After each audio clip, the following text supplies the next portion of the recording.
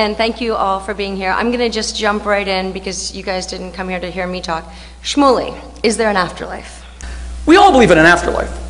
We just don't believe in some religious people's distortion of the afterlife. One such distortion took place a few blocks away at Ground Zero, where 19 men thought that by practicing violence they would get sex. It's quite an interesting idea. It's about as perverse as they come. Muhammad Atta, a note was left by him at Logan Airport where he said, "I will soon be with the women of paradise." For him, the afterlife is one giant orgy, where in recompense for his profound act of violence, he will get celestial orgasmic bliss. For some of my Christian brothers and sisters, the idea of the afterlife is this world as an anteroom for heaven, for a place that's going to be perfect. This is a book written about the afterlife by Dinesh D'Souza, who Christopher and I participated in a debate together in Mexico recently with him. And the introduction is by Rick Warren, one of the country's most respected pastors. He writes, "We were made to last forever, and this life is like a warm-up act, a dress rehearsal for the real show in eternity. Once we fully grasp this, it makes all the difference in the world, affecting our choices, values. We reorder our priorities and start emphasizing the enduring important things over the temporary things. So what is the purpose of this world? Only to get into the next world.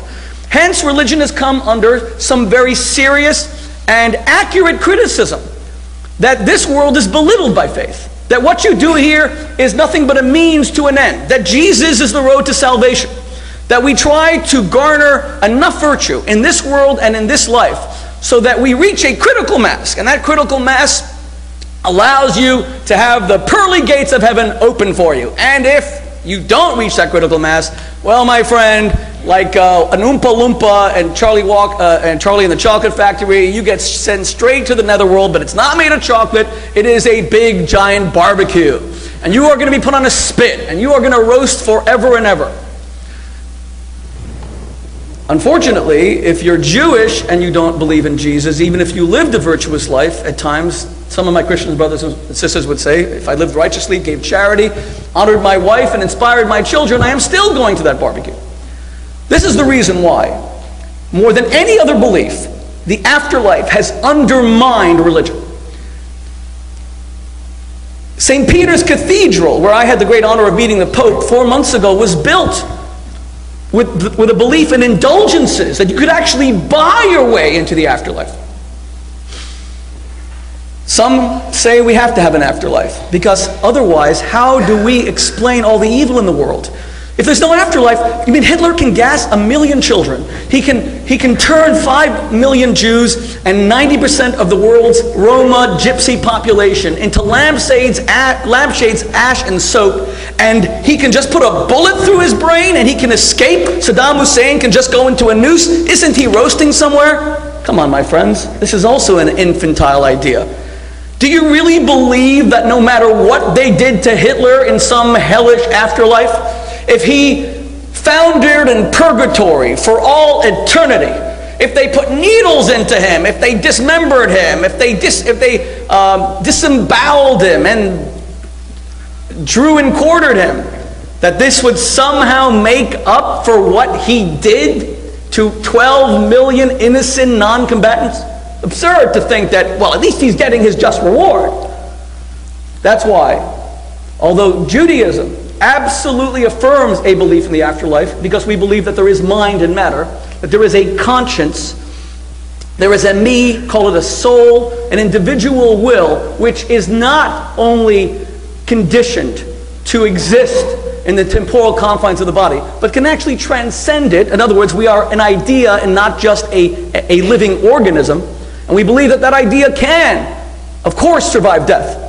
Nevertheless, we have Eden. Judaism is emphatic that the afterlife is right here on earth. The afterlife as a spiritual abode called heaven should be an afterthought. You don't serve God in order to get some big prize in the hereafter. That makes religion into nothing but a petty commercial enterprise. That makes religion into nothing but, God, if I do for you, then you better as heck do for me. And God is an end and not a means. The afterlife is right here, and we all believe in it. The Talmud says that the patriarch Jacob did not die, because the Bible says he didn't die. It says Vayigva, he was elevated. So the Talmud says, Yaakov Avinu lo mes, our patriarch Jacob never died. And then it says, what do you mean he didn't die? It says he was buried. It says that Pharaoh led a giant procession with Joseph, the viceroy of Egypt, with so many kings who put their crowns on his coffin. He died. And the Talmud says no. Mazaro b'chaim, afu b'chaim. Because his children live in the example that he displayed.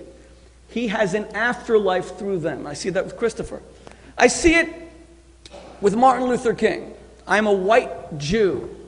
But his afterlife impacts me almost every day of my life, because he was the greatest American of the 20th century, because he restored us to the founding principles of this nation. And every time we want to move away from it, every time someone says something stupid and racist, stupid and too ethnic, stupid and prejudicial, we remember that he had a dream. And that dream wasn't just while he was a collection of swirling electrons and molecules. That dream transcended him, and it lives on in his afterlife. And it impacts upon us until this very day.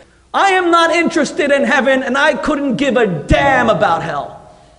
If I'm destined to burn, then so be it. I don't want to be in some perfect place where I have nothing to contribute. In my religion and Judaism, when I go to a cemetery to pray at the graves of great people who represented a great idea so that I'm inspired by their vision, by their dream, by their message, I am obligated to tuck in my tzitzit. I'm obligated to not perform any of the Torah's commandments in their presence. The reason? Because we're not jealous of them in heaven. They're jealous of us on earth. They want to do more good deeds. They want to practice more virtue. A perfect abode in heaven is one of the worst religious ideas, even as I affirm a full belief in it. Not that I can prove it. I can't. I cannot. It's a sheer matter of faith. I reject all the silly arguments that are often offered in the name of religion. Near-death experiences, bright lights hovering above your hospital bed. I even saw this cartoon that said, it showed these surgeons who were operating on someone, and on top there was a giant sign that said, if you can read this, you are dead. I reject near-death experiences. I don't believe they are scientifically acceptable. There's plenty of ways to explain it. Ouija boards, people who speak to the dead are all frauds to a man. I debated them on Larry King, all the people who speak to those in the afterlife, Sylvia Brown and John Edward and James Van Praagh. We were on Larry King, and I said, Larry, this is my yarmulke, and if one of these guys can get up right now and tell us when the next IED will explode in Iraq and Afghanistan, thereby saving the life of a brave American hero, because they can communicate with the dead, who they see the future, I will put salt and pepper on this yarmulke and I will eat it right here on national TV. Not one of them did it, and my yarmulke is still here. The afterlife are the good deeds that we do that live on forever if we are fortunate and virtuous enough to make our life consecrated, to crystallize our idea through sheer force of will into something larger than ourselves. Something larger than ourselves. For some, it's a great act of philanthropy. Andrew Carnegie lives on. I don't have that kind of money. I hope to live on through inspiring my children to bestow dignity on others. That will be my afterlife. Will my soul go to some great abode in the heavens? My religion tells me it will. But I don't care if it doesn't. I was inspired when Christopher said he won't change his convictions because he's not going to allow the netherworld to make him believe. Come on, religion's not supposed to be practiced out of fear. If he changed, people said to me, are you going to convert him? It's going to be great. Can you imagine? The world's greatest atheist. You convert him at the Cooper Union, at the Great Hall. And hallelujah, glory be. And I said to them, how pathetic would that be?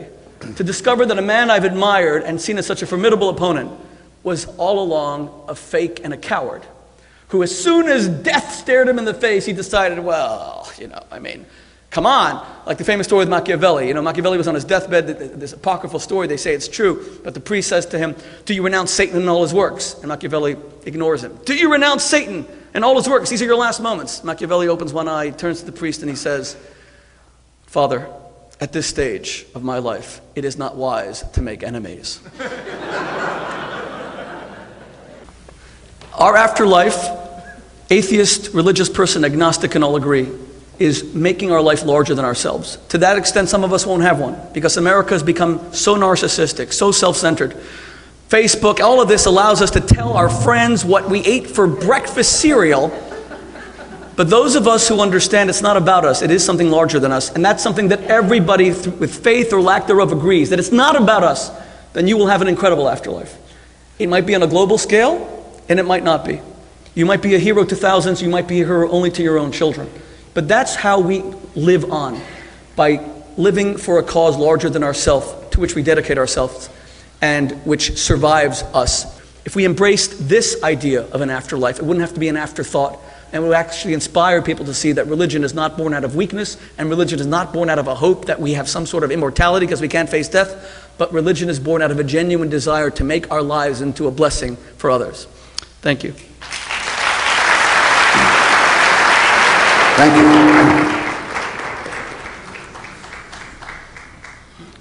Well, I don't know, ladies and gentlemen, brothers and sisters, hope I can say comrades, friends, if any of you have ever had the experience of pushing hard on an open door and then having it swing in on you and fall, not flat on your face, but feel you didn't really need to give it that much of a shove. I thought I came all this way to debate the eschatological questions, the four last things: death, judgment, heaven and hell. What do I find? Another Jewish secularist.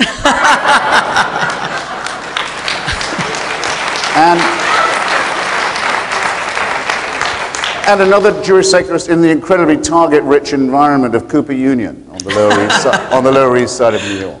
For this, I had to get on the shuttle. I take it, I will not take it as was once said at the tribute of virtue to vice, the compliment that vice pays to virtue, the ideal of hypocrisy in the first place. I take it as the incremental effort of a lot of steady work that some of us have been putting in to dispel illusions in the supernatural. And in a private belief that I've held for a long time, which is that very many of the practitioners of these faiths don't believe it either.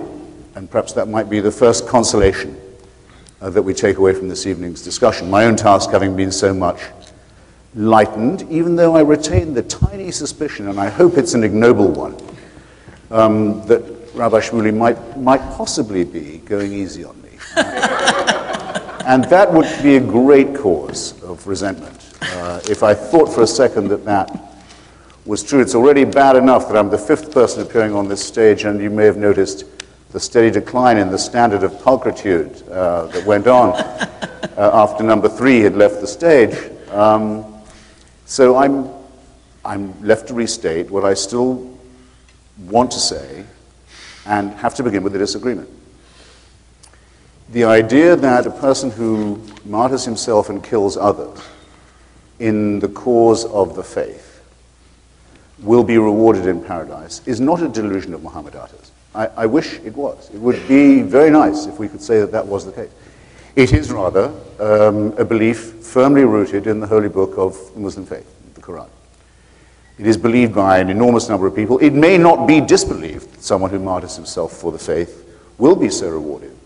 To do that would be to challenge the authenticity of the book, and therefore cannot be done. The most that can be done is to say that somebody interpreted this mad instruction incorrectly, but we would be living in a very happy world indeed if this was just a delusion of one leader of a 19-man gang. The same, I think, can be said of, you'll correct me, I'm sure, Shmuley, if I'm mistaken, but I think it's number 13 of the Rambam's list of articles of faith, Maimonides' opinions of what it's necessary to believe in order to be of the faithful, that there will be a resurrection.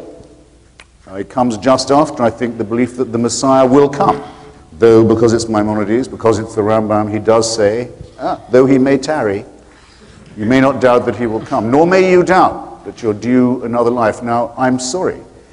I take this stuff very seriously because I have to deal with, as I do with the Christian version of it, put so creepily and so shadily, that we bury our dead, the Christian faith, of which I'm not a member, they bury their dead in what they call, in this slightly evasive way, the sure and certain hope of resurrection. Not the sureness and the certainty of, you notice. They They haven't got the arrogance for that anymore, but the sure and certain hope